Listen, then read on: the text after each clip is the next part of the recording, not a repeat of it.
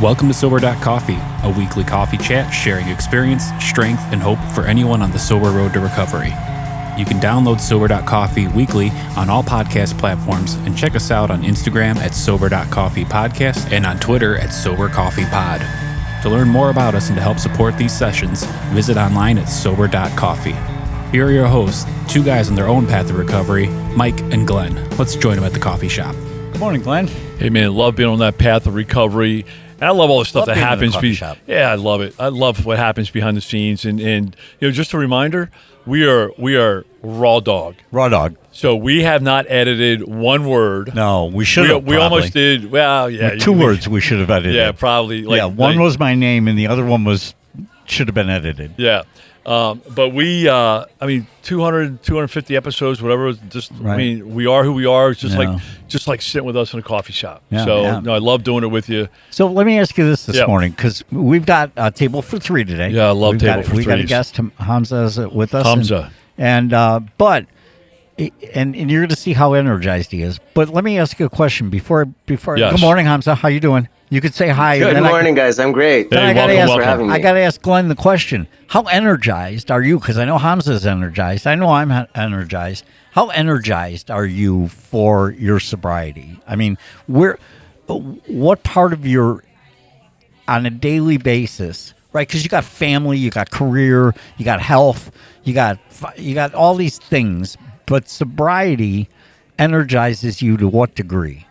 So you're not going to want my answer. Go ahead. No, I do. But I view most times, and most times I look at life in the moment, and you know this about me. Right. I view it as a grind. Yes. Right? This morning, I was up at 4 o'clock on a Saturday to come do podcasts. I didn't want to do it. Mm-hmm. Right? Glad you did. No, I've never missed. Yeah. Right? In 4.5 years, I've never missed.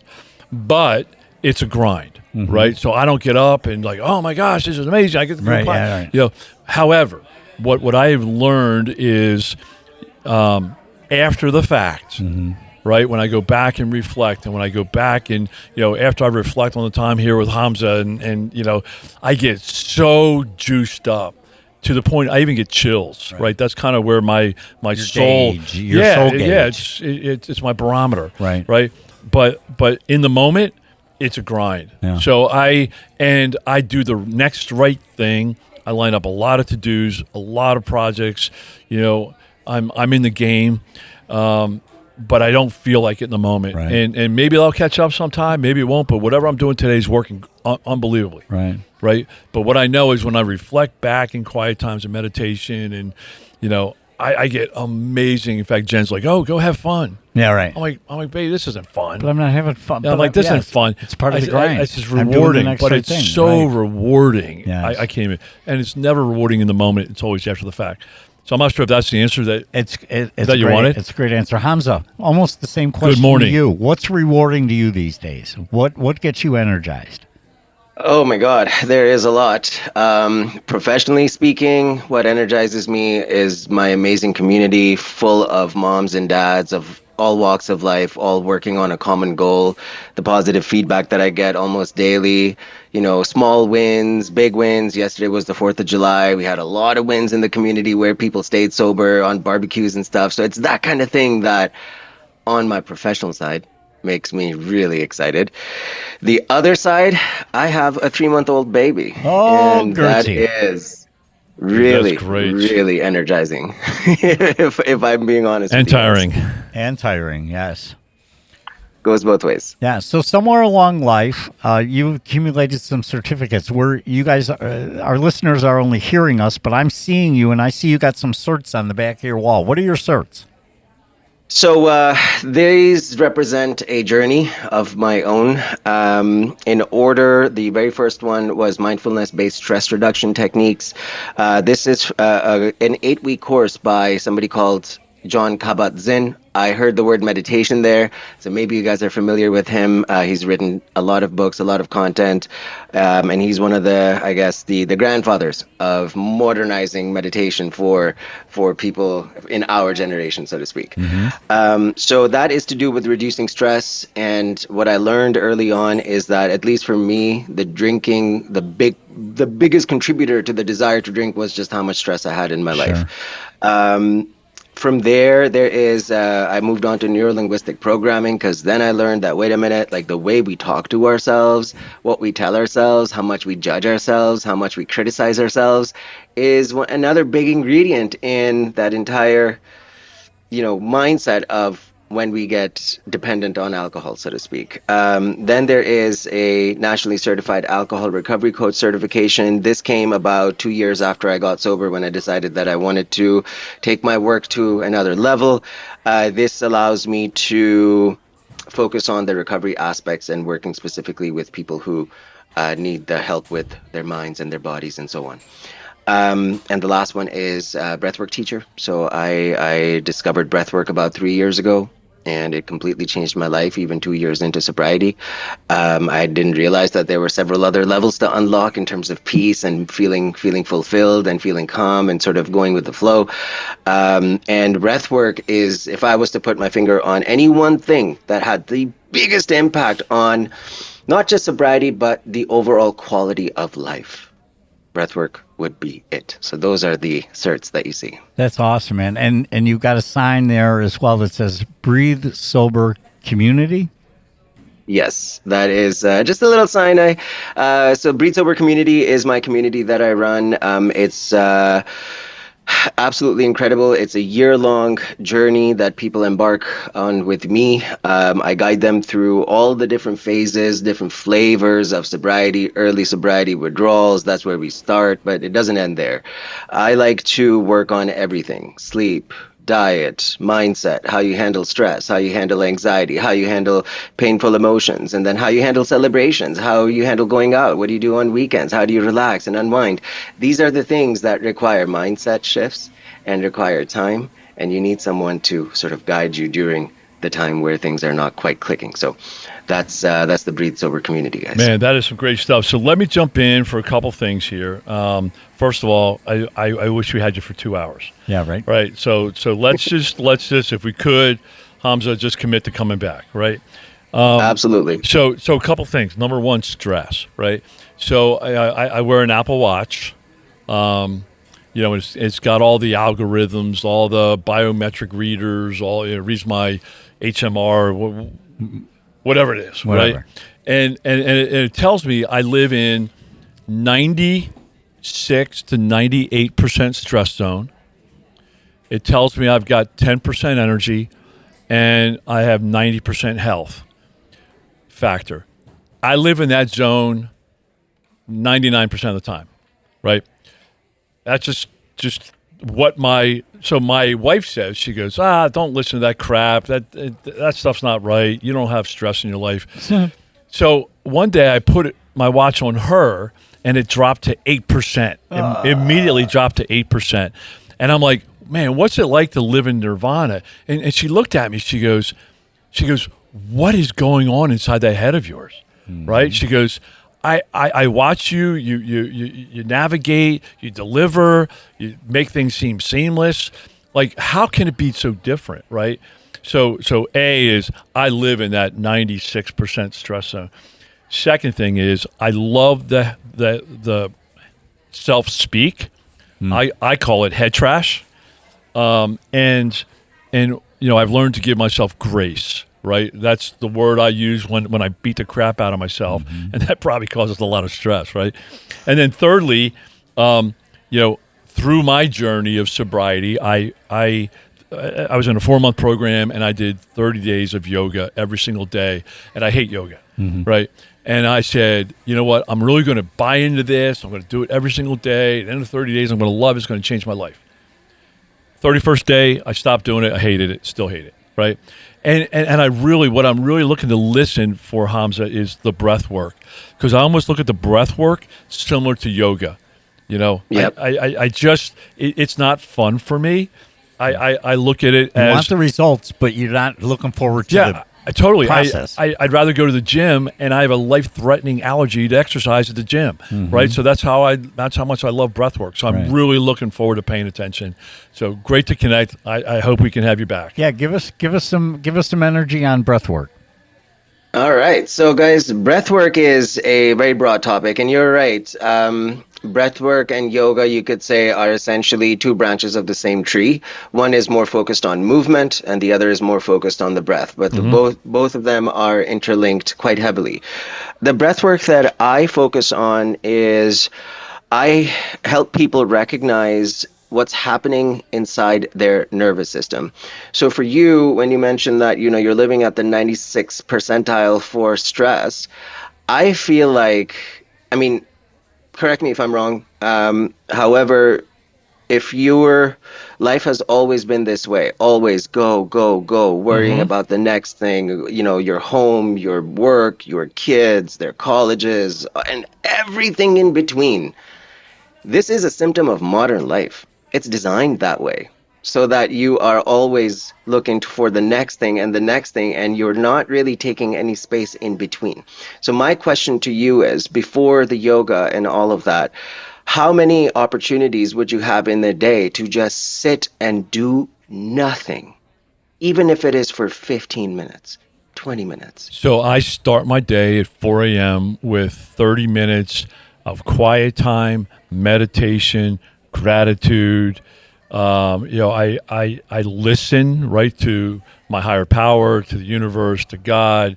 I listen to music. I reflect. So that is probably, I start out my day, that 30 minutes, I reflect upon my day. And then the last 20 to 30 minutes of my day, when I go to bed, I reflect on my day. I say my prayers. I do simple inventory of my day. So I let's call them bookends.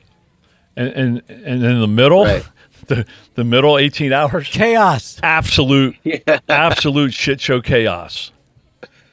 Absolutely. So what it sounds like to me is there's 2 points in your day, when you start your day and when you're ending your day, which is an incredible habit, by the way. Like, you would be way worse off if you didn't have these two habits in place on a daily basis. Nice.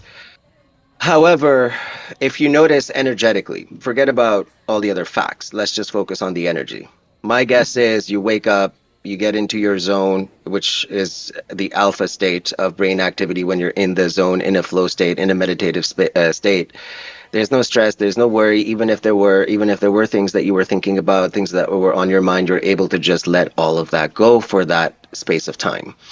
In that space of time, you're in a state of homeostasis. Everything is good. There's nothing stressing you out. There's nothing in your mind that is causing a physiological response of any kind. No chemicals being released, and you're in a state of homeostasis. That feels good. That feels light. That feels like everything is okay.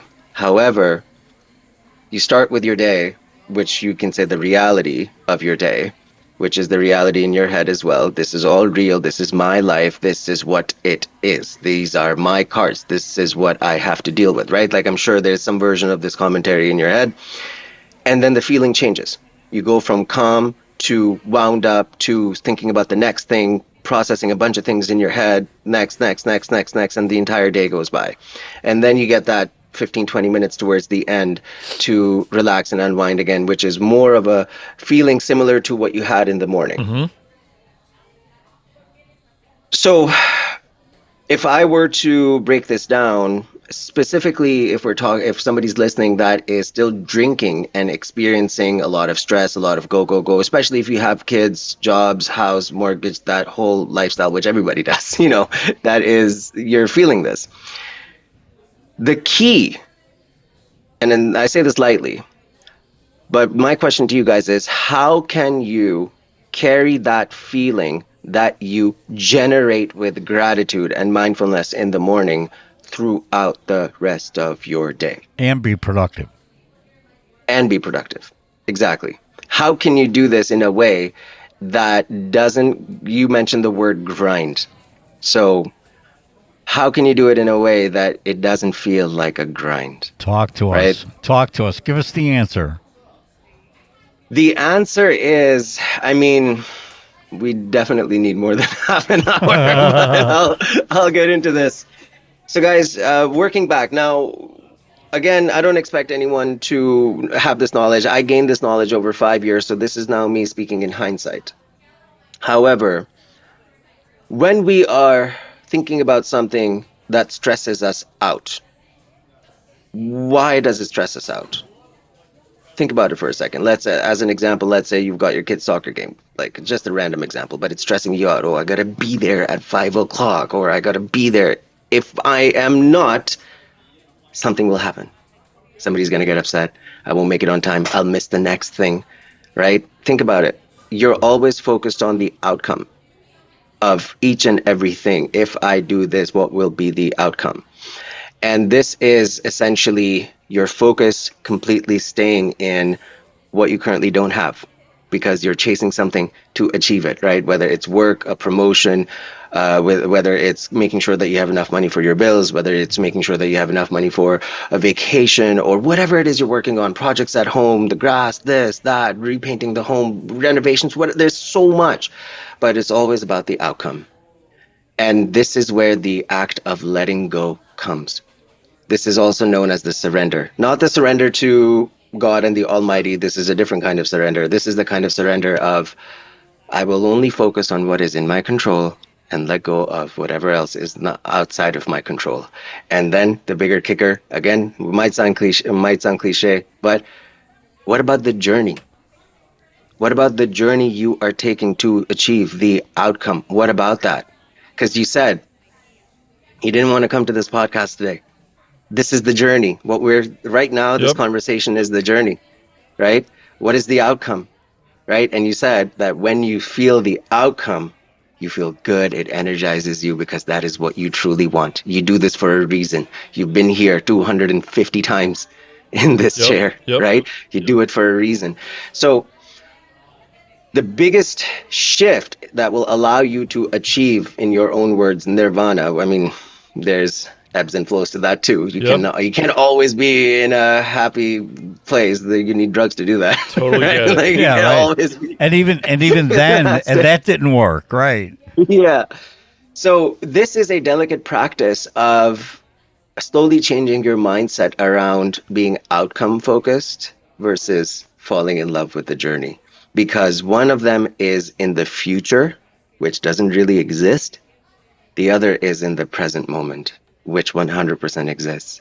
So this is more of a question of how can you bring your attention out of the past and the future and into the present moment, especially if the moment we wake up and all of our energy is going into what's happening in 2 days from now, what's already happened that might have an impact on what's going to happen, and you're kind of focused on everything in between, but not in the present moment. And that is where these feelings of stress, anxiety, not knowing the outcome, fear of the unknown, they're underlying all of the overall ball of stress. There's all these outliers that are adding to the story, so to speak. Hamza, you gave us the 3,000-foot answer, and thank you for that, because it was a hard question, and you gave a good answer.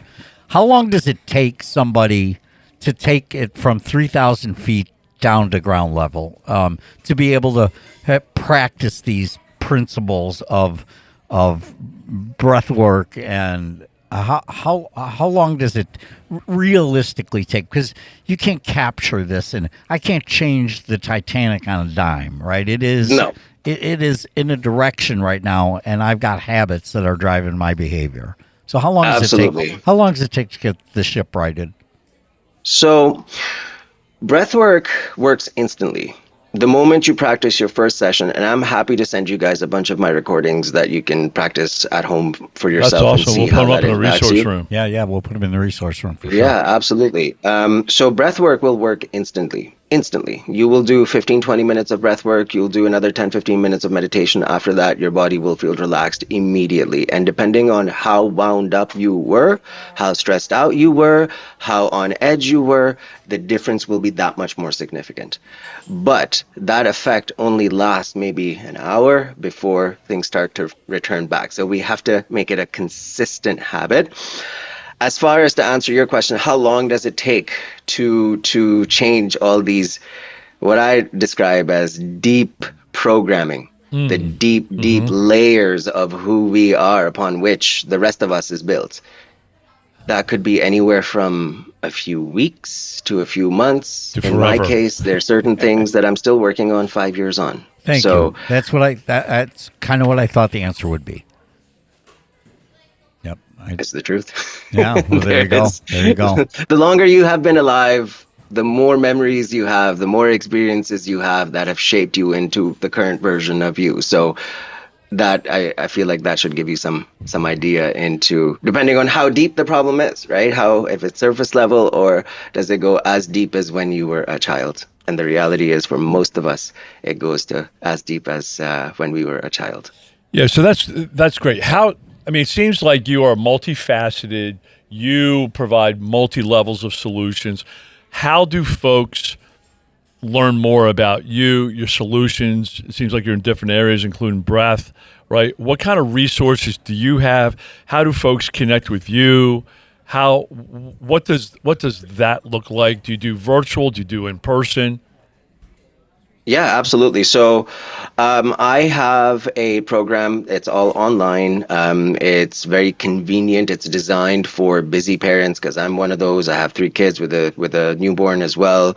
And it works for everybody, but specifically if you are someone with kids, a full life, you know what I mean? Yep. The full life of constantly on the go, then it is made for you. How people can get in touch with me, I have a YouTube channel. I have tons and tons of resources on various aspects, breathwork resources, different videos. So that is all the resources that people could possibly need to get started on this journey.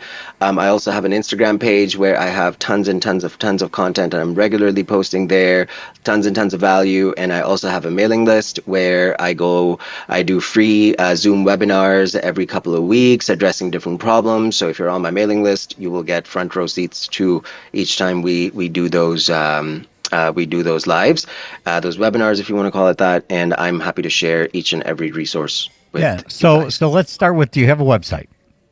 Yes. Okay. It's breathesober.com. breathesober.com.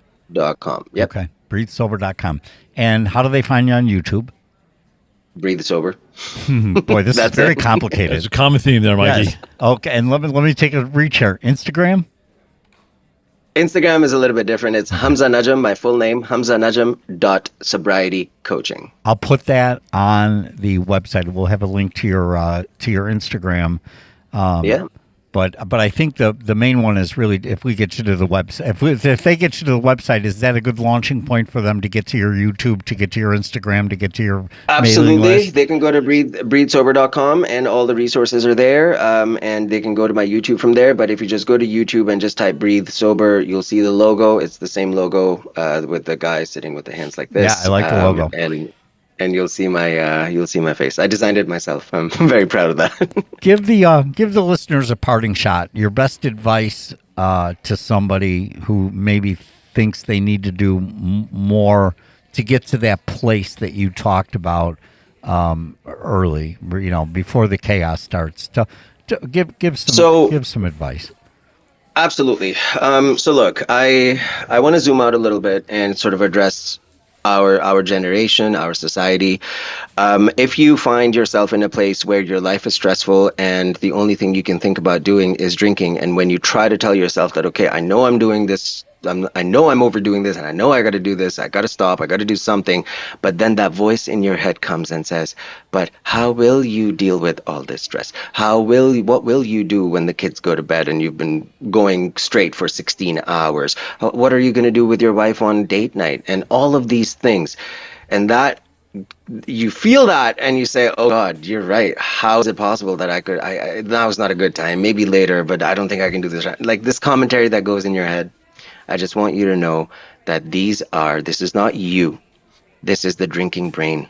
The drinking brain is the collection of every single time you've been drinking, the memory lives in your mind, and your brain learns to act next based on previous experiences.